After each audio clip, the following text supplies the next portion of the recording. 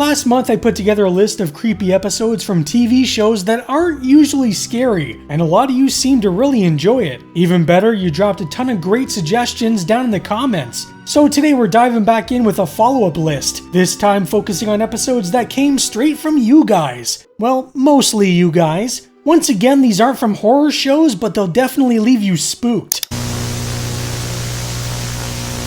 Starting this list off, we're going back to the Dick Van Dyke Show with the episode It May Look Like a Walnut. While Laura's covering herself in fear, Rob is enjoying a spooky sci-fi movie about aliens from the planet Twilo, creatures who breathe water, eat walnuts, and just so happen to look exactly like Danny Thomas. The only problem when Rob wakes up, it seems like he's living the movie. Is it an elaborate prank from his wife? Has everyone around him been replaced by aliens? Or is he just trapped in a really weird dream? This one's a funny, clever parody of The Twilight Zone and classic sci-fi invasion flicks like Invasion of the Body Snatchers. What really sells it though is watching Rob grow increasingly paranoid, convinced that the people closest to him aren't who they seem. And on top of all that, Dick Van Dyke makes some surprisingly impressive spaceship sounds with his mouth. It gave off a glow. There are plenty of laugh out loud moments too. I especially love the bit where Rob nearly suffocates his wife, just so she won't hear the scary music coming from the TV. If you want something that's spooky but still lighthearted, this is a perfect pick. Once again, we're aboard the USS Enterprise with the Next Generation episode Schisms. What starts off pretty harmless, Riker having trouble sleeping, quickly turns into something way more sinister. More and more crew members start reporting strange symptoms, lost time, the memory of cold dark rooms, and weird noises they can't quite place. Yep, we're dealing with alien abduction. I guess even in deep space you're not safe from bug-eyed aliens who just want to poke and prod. Most of the episode plays like a mystery, but by the end it slides right into Fire in the Sky territory. Except this actually came out first, so maybe Fire in the Sky copied Star Trek? The scene with Riker on the examination table is the real highlight. It's claustrophobic, creepy, and you can practically feel the helplessness, especially once we learn these aliens cut off his arm, then reattached it like it was no big deal. The crew are basically science class frogs to them. Overall, it's a solid entry in TNG, and proof that whether you're on Earth or light years away, you're never safe from a good old-fashioned alien abduction. The Facts of Life take their shot at the slasher genre with the episode 7 Little Indians. Hilariously, this one plays out almost exactly like the Dick Van Dyke episode we just talked about, which just proves my theory that every TV show borrows from the ones that came before it. After the girls come home from watching a scary slasher movie, they all end up in a nightmare where they're picked off one by one in classic horror fashion. Though of course it's completely bloodless since this is still a wholesome sitcom. The episode even throws in a spoof of Rod Sperling. Gotta dodge that lawsuit. He shows up here and there to comment on the girls' predicament, and Maurice LaMarche actually does a pretty solid Sperling impression. You probably don't know who he is. Come to think of it, you probably don't know who I am. But maybe my favorite moment of the episode? Watching George Clooney get killed off. Never been a huge Clooney fan, so seeing him go down slasher style before he was famous is pretty satisfying. His death is almost an exact copy of Steve Christie's death from the original Friday the 13th. Yellow raincoat and all. You're gonna murder me. I can tell by the weird music. No! What are you doing on this mess? Overall, it's a silly but fun episode that pokes fun at the 1980s slasher craze, while reminding us that no sitcom cast is safe in their own dreams. Hey Dude was a late 80s, early 90s Nickelodeon show about a bunch of teenagers working at the Bar None Ranch, and with its western camp setting, it's the perfect backdrop for some good old-fashioned ghost stories. On one dark and stormy night, the kids try to spook each other, but no one can spin a scary tale quite like Ted. He freaks his friends out so badly that the rest of the episode is just them plotting their revenge. From dropping a fake eyeball in his cereal, to dressing up as a mashup of Freddy, Jason, and Leatherface, which Ted thankfully calls out, because come on, these kids clearly don't know their horror movies. It's a goofy mix of scares and jokes, and really, since when does Leatherface use a handsaw? It's not the Texas Handsaw Massacre. The whole thing has that classic fun, spooky campfire vibe. Lighthearted, a little creepy, and packed with that nostalgic charm. There's even some music that suspiciously sounds like it came from Friday the 13th, whether intentional or not. Overall, it's the kind of episode that gave kids just enough of a scare, while still keeping things very playful. Perfect for younger audiences, and a nice nostalgia trip for the adults that grew up with it. I'll admit I've never really watched Bones, though I knew of it, and I've gotta say The Headless Witch in the Woods is a pretty entertaining episode. Plus, I'm a fan of David Boreanaz, though it did take a second to get used to seeing him walking around in the sunlight, because vampire. The episode follows a murder case involving teens in the woods, and a legend about a witch who supposedly had her head chopped off. If this sounds familiar, that's because it's basically a spoof of the Blair Witch Project. The recovered camera footage really nails that found footage vibe, though it's a bit bloodier than the original. Creepy charms hanging in the trees also echo the stick figures from the film. For the most part, it plays out like a typical police procedural, but there are these little glimpses of genuine horror, including a subtle hint that maybe the legend is true, and there really is a headless witch stalking the woods. The whodunit aspect is decent, though I'll admit the culprit is pretty easy to guess. Still, the episode works as a fun parody and homage to one of the most divisive found footage horror films ever made, blending procedural storytelling with a little supernatural creepiness. I figured it was time to shake things up a bit with some animation, so why not go with one of my favorites, Futurama? The honking is a hilarious spoof of a bunch of stuff, but mostly the werewolf genre, especially the 1981 film The Howling. After Bender's uncle Vladimir dies, Bender inherits his uncle's mansion, which is definitely not haunted. Or is it? Some holograms spook Bender so badly that he runs off in fright and gets run over by a werecar. From there, Bender starts turning into a werecar himself, running down anyone who crosses his path. The episode has a ton of fun with classics like Dracula, The Wolfman, and as I mentioned, The Howling, even referencing the robot porno theater. Just like The Howling, except with people and not robots. There's also a clear spoof of Stephen King's Christine, when Bender, Fry, and Leela confront the original werecar, Project Satan, which started the whole chain of events, and there are plenty of jokes packed in. The one that takes a jab at X-Files' David Duchovny had me laughing out loud. I was all of history's great acting robots. Acting Unit 0.8, Thespomat, David Duchovny. Overall, this is a classic Futurama episode. Hilarious, a little spooky, and absolutely worth revisiting if you want some comedy with your scares. Now, Punky Brewster is just a silly little family sitcom, but for some reason they decided to get really weird with the two-part episode The Perils of Punky. Punky and her friends head out on a nice little camping trip, but after their dog Brandon chases a rabbit, they wind up lost in a spooky cave. And yes, I love that the dog's name is Brandon. It cracks me up every time. Inside the cave, they stumble across cave paintings, and even a campfire that's already lit and waiting for them. So naturally, the kids figure this is the perfect time to start telling scary stories. Suddenly, some Native Americans appear, though it really just looks like they grabbed a couple of white guys and slapped some red paint on them. Definitely not something that would get made today. It turns out Punky herself has to defeat an ancient evil spirit that lives deep inside the cave, and things only get stranger in part 2. Poor Brandon freaks out when the whole cave starts shaking. The dog clearly just wanted out of there, but then he redeems himself by going full badass and fighting a giant spider. Yes, you heard that right. The visuals are cheap, bizarre, and unintentionally hilarious, and I honestly didn't know what to make of it.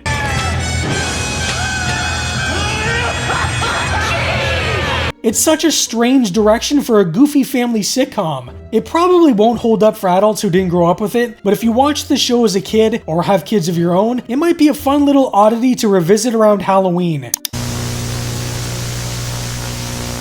This one's a bit of a cheat, since Fringe is already known for being creepy and kind of in the same lane as the X-Files, but after so many people suggested it, I checked out the episode Marionette, and wow, it's pretty disturbing. There's an ongoing story arc that might be confusing if you haven't seen the show, but it's not too hard to follow. What really stands out though is the case of the week, a string of murders where victims are having their organs harvested. It's shockingly graphic for network TV and plays like a modern retelling of Frankenstein. Here, the mad scientist is a grieving doctor trying to reconstruct a young girl who took her own life. The twist? He hunts down and kills people who had received her donated organs, just to take them back and put her together again. It's grotesque and unsettling, but also incredibly sad, because in his own twisted way, he's motivated by love and the fact that she was the only one who helped him cope with his mental illness. When he finally succeeds in bringing her back, the moment he realizes it's not really her, just a shell, is pretty haunting. The episode manages to be creepy, tragic, and deeply uncomfortable all at once. Marionette really stuck with me, and it actually made me want to check out more of the series.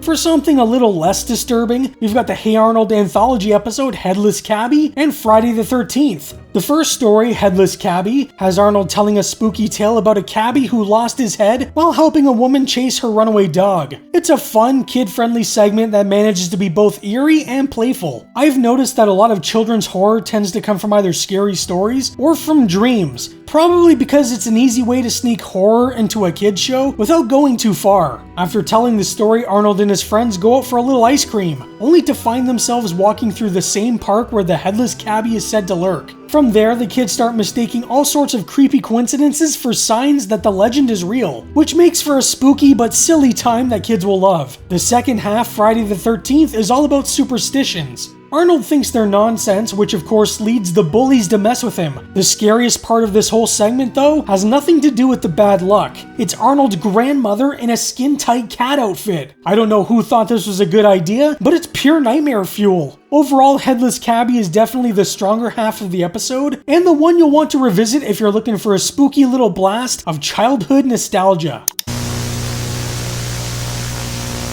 I've seen a handful of Farscape episodes back when it originally aired, but Eat Me is on another level. The crew is forced to make an emergency landing on a nearby ship, but things immediately feel off. They're attacked right away, and while the ship looks abandoned at first, it turns out to be full of ravenous cannibals, all under the control of a completely unhinged madman. The tone of the episode is surprisingly dark and tense. You go in expecting a fun sci-fi romp, and instead you get monsters that literally want to strip the flesh off your bones. One of the most disturbing details is the ship's pilot, a Jim Henson-style puppet creature that's constantly having its arms eaten off. Since the poor thing can regenerate its limbs, the cannibals just wait for them to grow back and then tear them off again. Even though it's just a puppet, the way it's played completely straight makes it really unsettling. But that's not even the worst part. The villain has the ability to twin people, literally splitting them into two versions of themselves. At first you think it's just clones, but no, it's more like cellular division. Both versions are technically the original, but also diminished, and the more often someone gets twinned, the more unstable and broken they become. 3 of the main characters actually go through this process, which raises some disturbing questions. If one of the twins dies, did we just watch the original character we've been following all this time die too?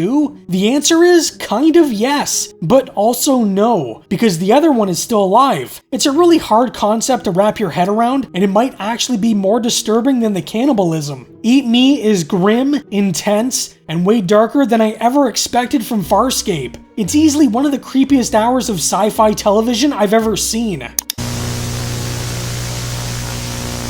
MacGyver's the kind of guy who can get himself out of just about any jam with duct tape and a paperclip, but can he handle a haunted house? The Secret of Parker House has MacGyver tagging along with his friend Penny Parker, played by Terry Hatcher, who just inherited a spooky old mansion. The catch? Her Aunt Betty, the previous owner, mysteriously vanished years ago, and the people say the house might be haunted by a ghost? To make it extra creepy, it's Halloween, which of course means peak ghost season. Once they get inside, things immediately get weird. Strange noises, shadowy figures lurking, and at one point the gazebo just straight up explodes. The biggest shocker though is when they find a skull under the gazebo, which turns out to be Penny's missing aunt. And how does MacGyver figure that out? By sculpting her face back onto the skull with erasers and clay, which, wouldn't you know it, looks exactly like Penny. CSI could never. Meanwhile, the sheriff's reaction to this major discovery is basically which makes sense once you realize he's the killer. It turns out he impregnated Betty and then murdered her to protect his squeaky clean reputation. Small town law enforcement at its finest. In the end, it's everything you'd want from a Halloween MacGyver. Stormy nights, a creepy mansion, ridiculous improvised gadgets, and plenty of spooky vibes. It's campy, it's silly, but it's also a ton of fun. Like a Scooby-Doo episode that unmasks the sheriff at the end with a wad of bubblegum.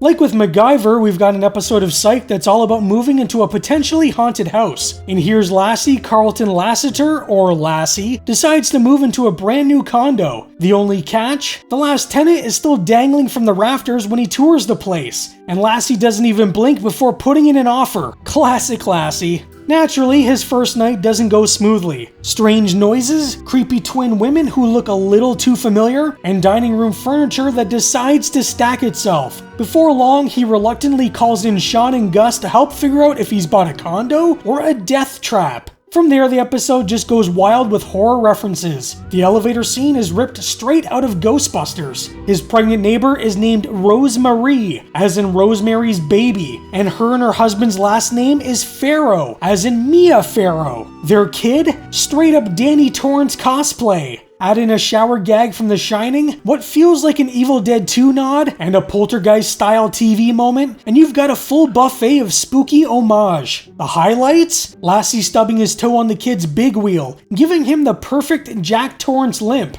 And the absolute funniest bit is when he tries to break into the laundry room with a sword, in the exact same way Jack went after Wendy with an axe. I was dying during this scene.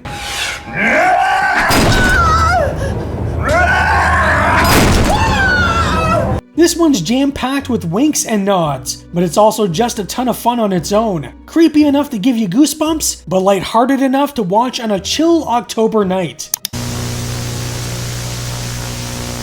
Well, I think there's always room for a little more Dick Van Dyke. In Diagnosis Murder, Dick plays Dr. Mark Sloan, former US Army man turned doctor who just can't resist a good mystery. And in the Season 2 episode, The Bela Lugosi Blues, nothing says mystery quite like a vampire attack. Bodies start turning up with blunt force trauma, drained of blood through 2 puncture wounds right by the jugular. Looks like a vampire is on the loose. But honestly, the strangest part of this whole thing is that Scott Baio is considered one of LA's most eligible bachelors. I mean, I remember Charles in Charge, but was he ever really a teen heartthrob? Anyways, his bachelor lifestyle leads him to a mysterious woman named Mariah Thomas, played by Julie Carmen. And the second she showed up, I thought, oh yeah, she's a vampire. I mean, she literally played one in Fright Night Part 2. No way she wasn't going to be one here. There's a lot of sleuthing, skulking around spooky mansions, and even a stretch where you start to think maybe Mariah just believes she's a vampire. But by the end, nope, she's a full-blown vampire. The episode is pretty silly, but it's also a lot of fun. Dick Van Dyke is still as charming as ever. Scott Baio is, well, Scott Baio. And while it drags in places and makes for a campy little slice of supernatural TV, that's perfect for a light, spooky watch.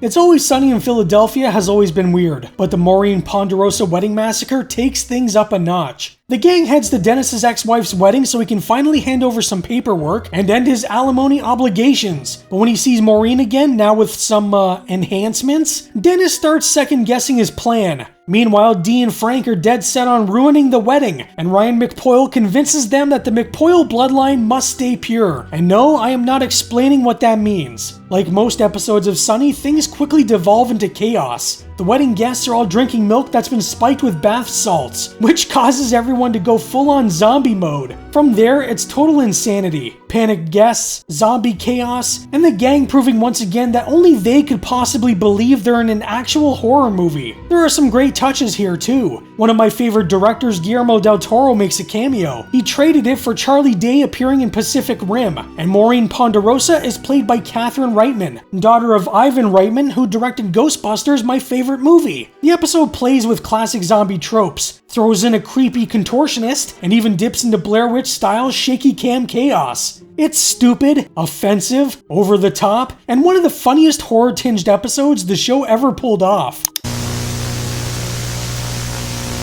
Now, Now, I'll admit I'm not exactly the target audience for Atlanta, a show that usually focuses on the hip-hop scene, but the season 2 episode Teddy Perkins is hands down one of the creepiest half hours of television I've ever seen. The story follows Darius, who's just trying to pick up a piano with different colored keys. Simple enough, until he arrives at a mansion owned by a strange recluse named Theodore, or Teddy Perkins. If you've ever seen the meme of the unsettling Michael Jackson looking guy at the Emmys, that's Teddy. From the moment Teddy appears, the entire episode drips with unease. He's soft-spoken, reclusive, supposedly caring for his sick brother, and yet everything about him just feels off. The lack of music only makes things worse. Sometimes you hear nothing but a clock ticking, or a furnace roaring, and it all builds this suffocating tension. Teddy himself is disturbing enough, with his odd mannerisms and watchful eyes, but the mansion adds to the dread. The cameras are everywhere. The suggestion that Teddy isn't being entirely truthful, and the fact that Darius just won't leave because of that damn piano, it just makes you want to scream at the screen. The anxiety builds and builds until it finally pays off in one of the most disturbing ways possible. And the kicker? Teddy Perkins is played by Donald Glover himself, something I never would have guessed if I hadn't looked it up. The Michael Jackson parallels are hard to miss too, not just in Teddy's appearance, but in the undertones of an abusive childhood. Even if you've never seen an episode of Atlanta before like myself, Teddy Perkins works as a standalone nightmare. It's tense, it's bizarre, and it's one of the most unsettling episodes of television you'll ever watch.